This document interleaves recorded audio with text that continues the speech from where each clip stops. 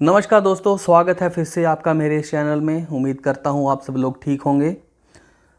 दोस्तों, हम अक्सर सुनते हैं कि दिल्ली जो है वो लड़कियों के लिए सेफ़ नहीं है। तो कहीं ना कहीं ये बात सच हो जाती है जब 28 मई 2023 को साक्षी नाम की लड़की की हत्या ऐसे क्रूर तरीके से की जाती है कि पूरा दिल्ली ही नहीं बल्कि पूरा देश चौंक जाता है। दोस्तों, साक्षी रोहिणी के शाबा डेरी के एक एरिया में रहती थी और उसका रिलेशनशिप था साहिल के साथ। तो इस घटना ने किस किस तरह से अंजाम लिया और किस किस तरह से साहिल और साक्षी रिलेशनशिप में आते हैं, गहराई से जानते हैं, शुरू से जानते हैं। और इसमें जो कैरेक्टर हैं साक्षी और साहिल, इसके अलावा एक और कैरेक्टर आता है, उसका नाम है जबरू, जिसके बारे में आपको वीडियो में बताऊंगा। दोस्तों, सबसे पहले इन दोनों की मुलाकात कैसे होती है और किस तरह ये दोनों रिलेशनशिप में आती हैं, वहाँ से शुरू करते हैं। जून 2021 साक्षी अपना बर्थडे मनाती है और अपने बर्थडे के लिए पार्टी प्लान करती है। तो उस दिन जब उसका बर्थडे था, उसकी पार्टी में उसकी सहेलियां आती हैं और उसकी एक सहेली के साथ साहिल भी आता है। और वो साक्षी और सहेलियों के बीच में कन्वर्सेशन में साहिल भी अपनी बातें करता है और उन सब के साथ वो इन्जॉय करता है। और साक्षी और साहिल एक तरीके से एक दूसरे से काफ़ी नज़रें मिला चुके थे और उसी पार्टी में उन दोनों के नंबर एक्सचेंज होते हैं।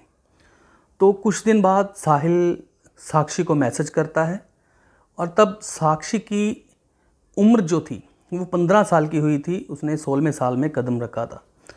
तो साहिल जो है वो साक्षी को मैसेज करता है और साक्षी भी साहिल को मैसेज करती है और धीरे धीरे उन दोनों की बातें शुरू हो जाती हैं। दोनों के बीच में फ़ोन कॉल्स होती हैं, वीडियो कॉल्स होती हैं और साक्षी और साहिल दोनों रिलेशनशिप में आ जाते हैं। तो उसके बाद साहिल और साक्षी ये घर से बाहर एक दूसरे से मिलने लगे। साक्षी जो थी वो अपना स्कूल बंक करने लगी और 2-3 दिन स्कूल ही नहीं जाती थी, सारा दिन साहिल के साथ इधर उधर घूमती रहती थी। तो उसके बाद इन दोनों का प्यार जो है वो काफ़ी गहराता जाता है और धीरे धीरे साक्षी जो है वो अपनी 10th पास करती है, 11th पास करती है और जैसे ही वो 12th क्लास में आती है तो उसने लगभग स्कूल जाना छोड़ ही दिया था। उसके स्कूल से घर वालों को फ़ोन आते रहे कि साक्षी जो है वो स्कूल नहीं आ रही है, इसके पीछे क्या कारण है। तो घर वाले बताते हैं कि साक्षी तो हर रोज़ स्कूल जा रही है, हर रोज़ वो स्कूल जाती है और स्कूल के बाद वो बाकायदा ट्यूशन पे भी जाती है। तो उसके स्कूल वाले ने कहा कि साक्षी स्कूल नहीं आ रही है। तो उसके पिताजी और साक्षी इन दोनों के बीच में काफ़ी झगड़ा होता है। वो साक्षी को काफ़ी डांटते हैं और साक्षी की काफ़ी पिटाई वगैरह होती है। तो साक्षी जो थी वो धीरे धीरे इन तरीक़ों से वो एक तरह से पत्थर बन चुकी थी। उसने इन चीज़ों को इग्नोर करना शुरू कर दिया और उसके पिताजी भी उसको मना करते रहे कि वो सीधा स्कूल जाए और स्कूल के बाद सीधा घर पर आए। तो साक्षी ने इन बातों को इग्नोर करके अपने तरीक़ों को जारी रखा और वो साहिल से बाहर मिलती रही। तो उसके बाद जब काफ़ी चीज़ें हद पार कर जाती हैं तो साक्षी जो थी वो उसने 2-3 दिन घर से बाहर रहना शुरू कर दिया। और उसकी एक सहेली थी, उसने अपनी सहेली के घर रहना शुरू कर दिया। 2-3 दिन वो घर से बाहर रहती और अपनी सहेली के पास रहती। तो ये सब चीज़ें जो थी उसके घर वालों को पसंद नहीं थी, क्योंकि उसके घर वाले चाहते थे कि वो घर पर रहे, बट साक्षी जो थी एक तरह से बागी हो चुकी थी, वो घर जाती ही नहीं थी, अपनी सहेली के पास रहती थी। तो इन्हीं बीच क्या होता है कि साहिल जो है वो एक घर किराए पर लेता है और वो साक्षी को अक्सर वहाँ पे बुलाने लगा। तो साक्षी जो थी वो घर पर यही कहकर आती थी कि अपनी सहेली के पास जा रही हूँ, तो वो सीधा साहिल से मिलने चली जाती और उसके साथ 2-2 3-3 दिन वहीं पे रहती जहाँ पे उसने घर लिया हुआ था। तो धीरे धीरे क्या होता है कि साक्षी जो थी उसकी मुलाकात होती है अजय उर्फ झबरू से। तो जैसे ही उसकी मुलाकात झबरू से होती है तो वो झबरू के करीब आने लगती है और साहिल जो था वो उसको ये बात बिल्कुल पसंद नहीं थी। तो वो साक्षी को कहता था कि वो झबरू से बात ना करे और वो फ़ोन वगैरह जो है, वो नंबर वगैरह जो है वो उसका डिलीट कर दे। तो साक्षी जो थी वो अपने साहिल के साथ जो उसका रिलेशनशिप था वो उससे अब थोड़ा थोड़ा उबने लगी थी और साहिल जो था वो पीछे नहीं हटना चाहता था। तो साक्षी क्या करती है, 27 बल्कि 26 मई को वो झबरू के पास जाती है, उसके घर जाती है और अपनी उसी सहेली को वो अपने साथ लेकर जाती है और उसको बोलती है कि साहिल जो है वो मुझे परेशान कर रहा है, टॉर्चर कर रहा है, तो आप उसको अपने तरीके से समझाओ। झबरू जो था वो भी उसी एरिया में रहता था, शाहबाद डेरी एरिया जो है।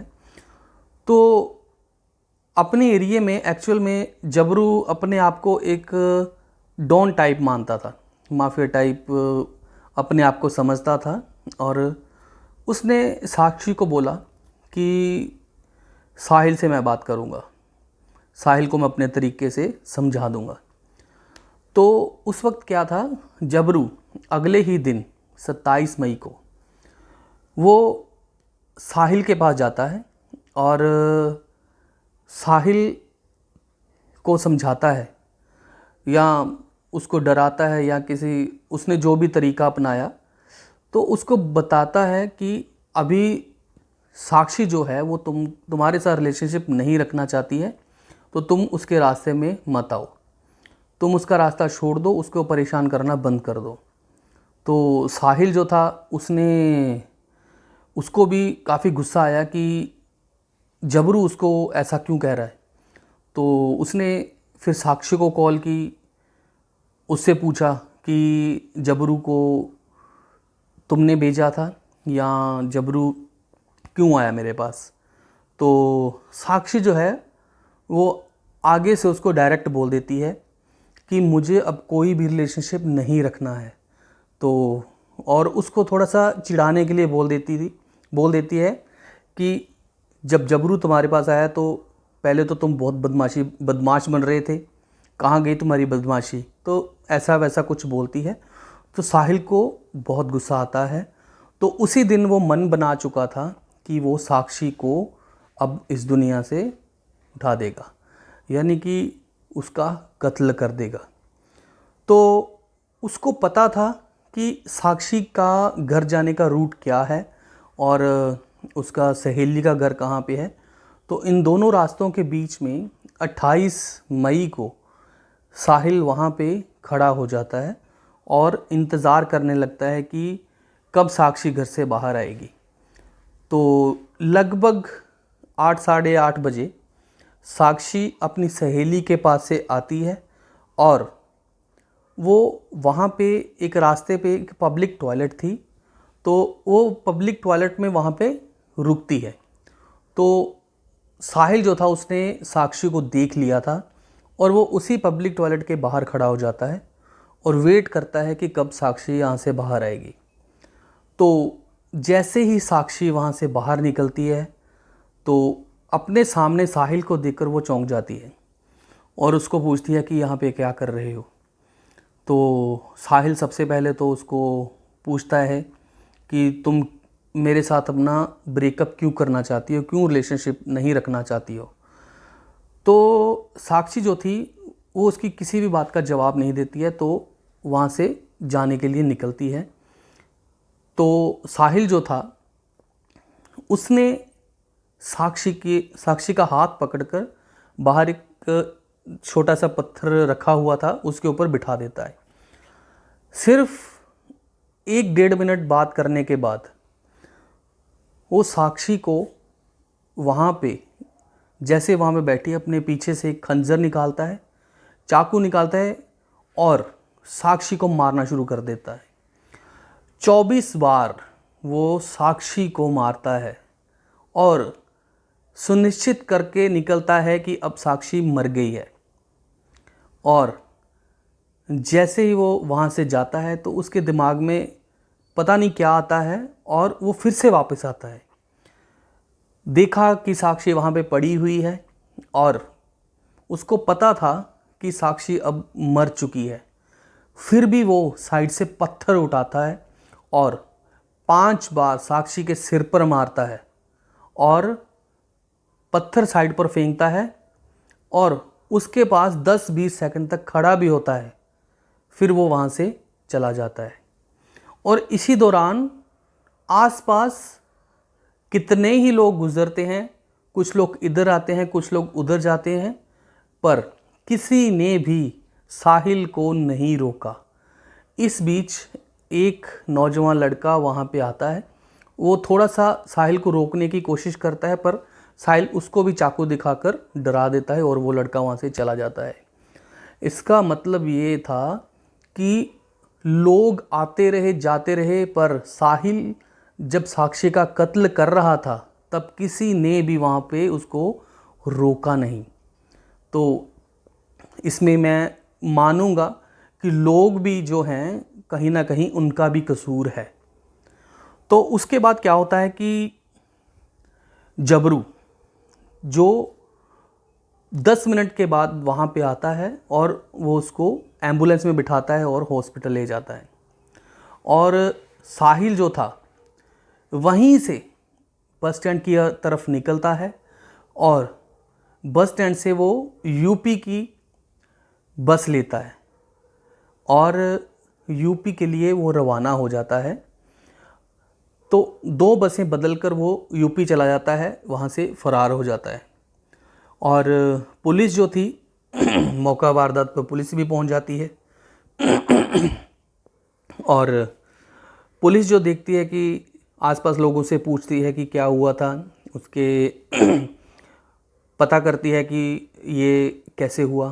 तो लोगों ने बताया, उसके पेरेंट्स ने बताया, उसकी सहेली ने भी बताया कि साहिल जो है जिससे उसका रिलेशनशिप था उसने ये वारदात की है और वो भी वो घर पे भी नहीं है और वहाँ से फ़रार हो चुका है। तो 3 दिन के बाद पुलिस उसको साहिल को पकड़ लेती है और अपनी रिमांड पर रखती है। तो पहले तो साहिल जो है वो इनकार करता है, मना करता है कि उसने ये सब नहीं किया है।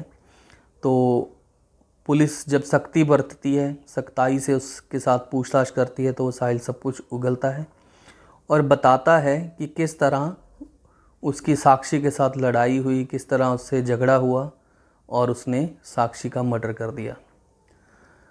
तो चाकू जो था वो उसने रास्ते में एक जंगल में फेंक दिया और उसके निशानदेही पर वो चाकू पुलिस वहाँ से बरामद करती है और उसको कोर्ट में पेश करती है और अभी केस जो है वो अंडर ट्रायल है। तो एक ऐसी मर्डर की कहानी, एक ऐसी हत्या जिसने हम सभी को चौंका कर रख दिया है, दिल्ली में रोहिणी के शाबा डेरी के एरिया में जन्म लेती है।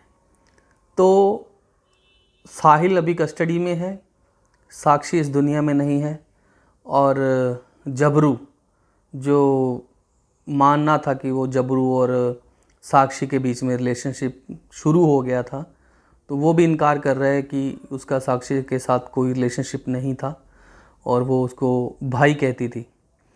तो इन सब चीज़ों के जो क्रक्स निकलता है कि साहिल उसी सोसाइटी का एक हिस्सा था जिसने बहुत सारे लोगों के सामने साक्षी की हत्या की। लोग आते जाते रहे, किसी ने उसको छुड़ाया नहीं, किसी ने उसको रोका नहीं, बल्कि पुलिस तक को भी फ़ोन नहीं किया। तो कहीं ना कहीं वो लोग भी इसका हिस्सा बन गए, इस कत्ल के साक्षी बन गए। साक्षी की हत्या देखने के बाद उन्होंने कोई भी किसी भी तरह का कोई एक्शन नहीं लिया, बल्कि देखते रहे, 2-3 सेकंड रुकते और वहाँ से चले जाते। तो कहीं ना कहीं ये लोग भी एक तरह से हिस्सेदार थे।